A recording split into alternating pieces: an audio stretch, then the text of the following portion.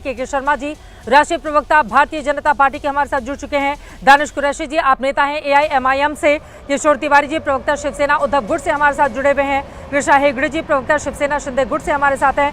पंकज शर्मा जी राजनीतिक विश्लेषक हमारे साथ जुड़ चुके हैं।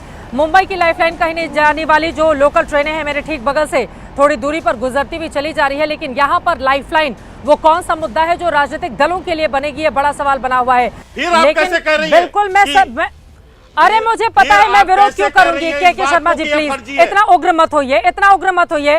आपको बीजेपी को मुझसे चुनाव नहीं लड़ना है सर, बाकी सहयोगी पार्टी बने हुए उनको जवाब देने दीजिए, और न ही आप मेरी रिपोर्ट को गलत ठहरा। एक सेकंड सर, आराम से सर, आराम से। इतना उग्र होने की, व्याकुल होने की जरूरत नहीं है।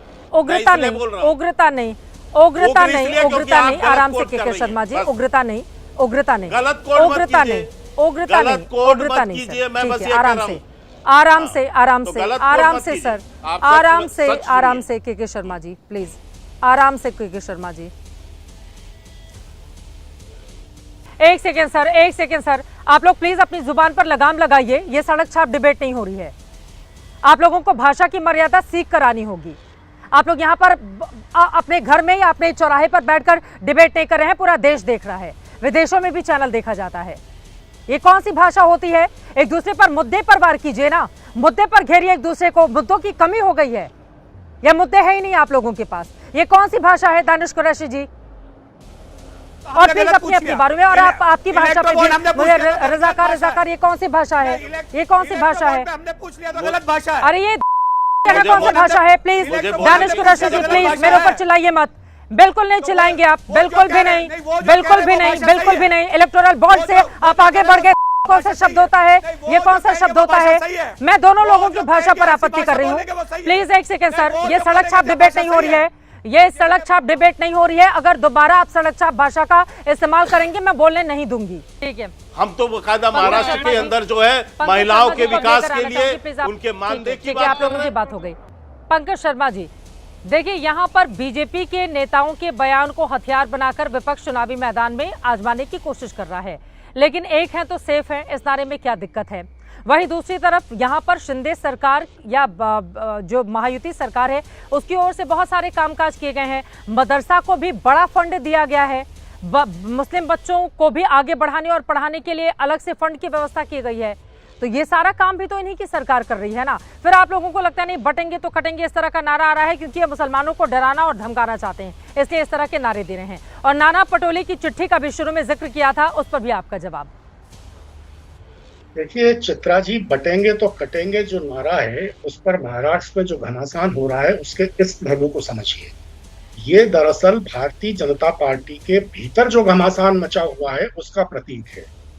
बटेंगे तो कटेंगे नारा दिया योगी आदित्यनाथ जी ने। योगी आदित्यनाथ जी की सब पूरा देश जानता है कि नरेंद्र भाई मोदी और अमित भाई शाह से उनकी पटरी नहीं बैठती है।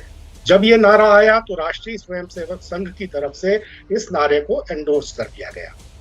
उसके बाद प्रधानमंत्री जी को नारा देना पड़ा कि एक रहेंगे सेफ रहेंगे। ये आपस का घमासान है। पंकजा मुंडे जी का बयान आया है, विपक्ष को दोष मत दीजिए। पंकजा मुंडे जी कौन है? पंकजा मुंडे जी गोपीनाथ मुंडे जी की बेटी हैं। गोपीनाथ मुंडे जी को राजनीतिक वनवास से बाहर निकालकर लाए थे नरेंद्र भाई मोदी। वो नरेंद्र भाई मोदी के नजदीक है उनके लिए। और गोपीनाथ मुंडे कौन है?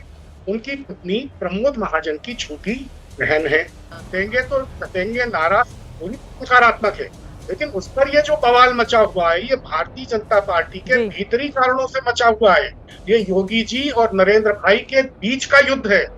विपक्ष को दोष देने की इसमें जरूरत नहीं है। विपक्ष तो कटेंगे तो कटेंगे जैसा अगर नारा होगा तो ये नारा ओछा है और ये ओछी मानसिकता को जाहिर करता है, और ये सबसे निकृष्ट 2, 4, 5 नारों में से एक। ने भी तो यहाँ पर आकर कहा था महाराष्ट्र में कि बटेंगे तो बांटने वाले जश्न मनाएंगे, ये भी तो नारा था ना। प्रधानमंत्री ने ही कहा था बटेंगे तो कटेंगे के बाद उन्होंने कहा था कि बटेंगे तो बांटने वाले जश्न मनाएंगे। ये तो पीएम मोदी ने ही कहा था, यही महाराष्ट्र की रैली में कहा था।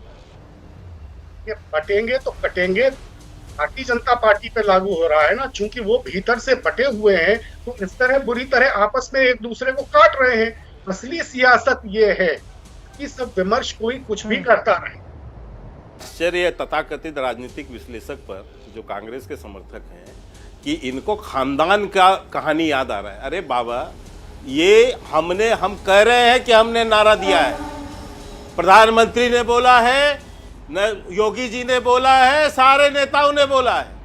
थर्राहट आपकी है क्योंकि आपकी चूल्हे हिल गई हैं।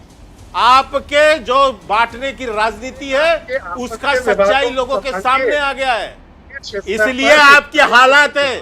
और ये खानदान की कहानी मत सुनाओ, बोलने के लिए कुछ नहीं बचा क्योंकि मुसलमानों का तुष्टीकरण की राजनीति आपकी है। समझ गए आप? आपकी हैसियत मात्र उतनी बच गई है। अब आपको खानदान की कहानी रटने में आ रही है। तो मैं इसलिए आपको बताना चाहता हूँ, नाना पटोले के जवाब जो प्रश्न चित्रा जी ने पूछा नाना पटोले की बात पर, उसका जवाब नहीं है आपके पास। भाग खड़े हो रहे हो।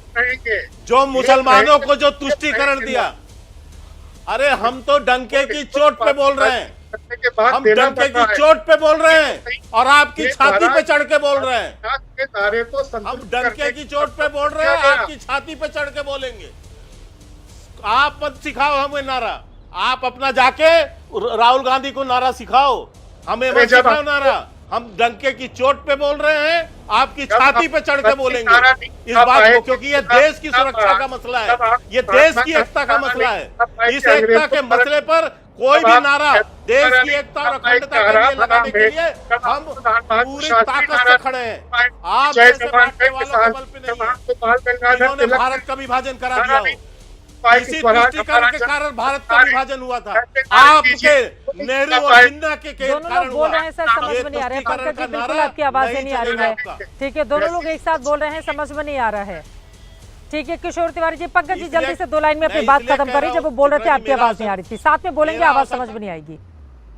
मैं ये कह रहा था कि के शर्मा जी कह रहे हैं कि मैं आपकी आवाज पूरी आ रही थी। के शर्मा जी, आपकी पूरी आवाज आ रही थी। है कि जब के शर्मा जी के राजनीतिक दल को सुभाष चंद्र बोस, मैं तुम्हें आजादी दूंगा, तुम मुझे खून दो, मैं तुम्हें आजादी दूंगा, महात्मा गांधी, नेहरू जी आराम हराम है, भगत सिंह इंकलाब जिंदाबाद, जब वो लोग इनको नारा देना नहीं सिखा पाए तो मैं तो नारा देना सिखा दूंगा। जैसी मन की सोच होगी वैसे नारे निकलेंगे। तो आपके मन से वैसे नारे निकल रहे हैं। भारतीय जनता पार्टी के बीच जो घमासान मचा हुआ है, ये क्या सीखना है, एक रहेंगे तो। लेकिन ये बात भी तो सच है ना सर, शमशान और कब्रिस्तान वाला नारा यूपी में लगा था, उस पर बीजेपी को ही फायदा हुआ। ऐसे ध्रुवीकरण वाले बहुत सारे नारे हैं जिनकी लंबी फहरिस्त है, मैं उसको गिना सकती हूँ, लेकिन वक्त आखिरी का 1 मिनट ही है। किशोर तिवारी जी बहुत देर से कुछ बोलना चाह रहे हैं, जल्दी से उनकी टिप्पणी लेते हुए। किशोर जी, आप जरा बताइए कि कौन सा वो नारा है जिस पर मिलेगी जीत, कौन सा नारा है? मैं आप देखो, पंकज शर्मा जी से भी के शर्मा नाराज हो गए, चित्रा त्रिपाठी जी तुमसे भी नाराज हो गए। सभी लोग गलत नहीं बोलते। मैं बोल रहा हूँ, जो लोग कटेंगे बटेंगे ये गलत नारा है बोल रहे हैं, फिर अजीत पवार हो, एकनाथ शिंदे हो, अशोक चौहान हो, ये लोग है ना इलेक्शन में बच जाएंगे। पर जो लोग बोल रहे छाती पे बैठ के बोलेंगे, हाँ हम कटेंगे और बटेंगे और क्या क्या, ये लोग है ना इस चुनाव में टुकड़ा साफ हो जाएगा।